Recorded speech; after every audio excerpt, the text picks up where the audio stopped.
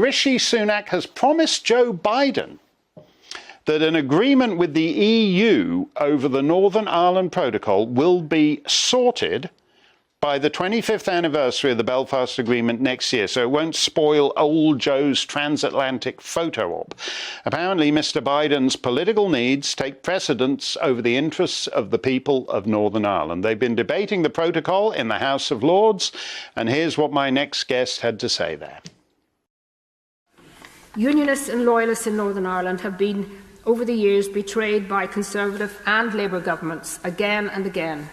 Their courage in times of war, fighting for the UK, 40 years of terrible, terrible terrorism, and their loyalty has been rewarded by being treated like second-class citizens, with constant appeasement to the Irish government and those who are dedicated to destroying the Union and the very birthright of Unionists to live as equal citizens under the protection of His Majesty's government.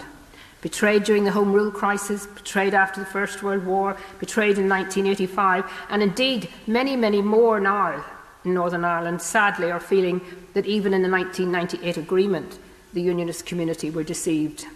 That is partly why many of us are determined to get rid of those injustices and ensure that what was promised by the sovereign government of this country to its British citizens in Northern Ireland is upheld. And, of course, the final betrayal was the Northern Ireland Protocol, when it was said that no British Prime Minister could allow a border in the Irish Sea. And yet we saw what happened. When such a border was put there, subjugating Northern Ireland and its citizens, it was a historic wrong. Baroness Hoey in the House of Lords, not the friendliest venue for an Ulster Unionist these days. Lady Hoey joins me now. That's a huge... You go back to Irish Home Rule in the teens of the last century and trace a variety of historical incidents culminating in the protocol, which has actually created a united Ireland from a commercial trade point of view.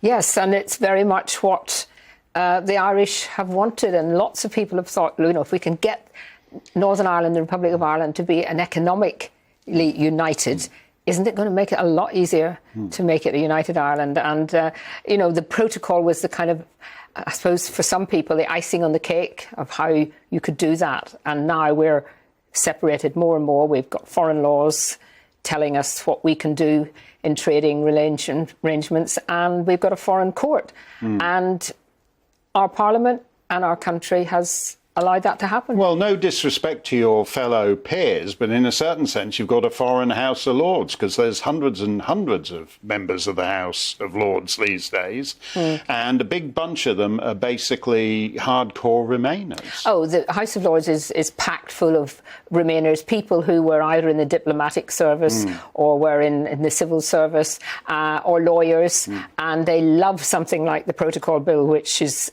designed to try and retreat a bit from what the government did with the withdrawal agreement, but they will decimate it when it comes to report stage.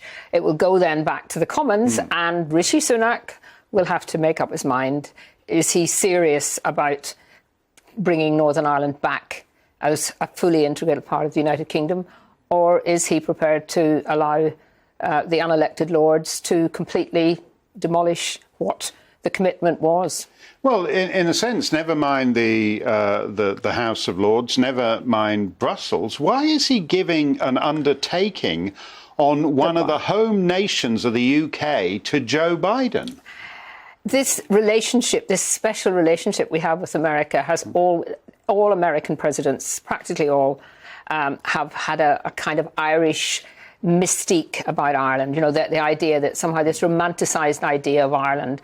And I'm afraid Biden is the worst of all.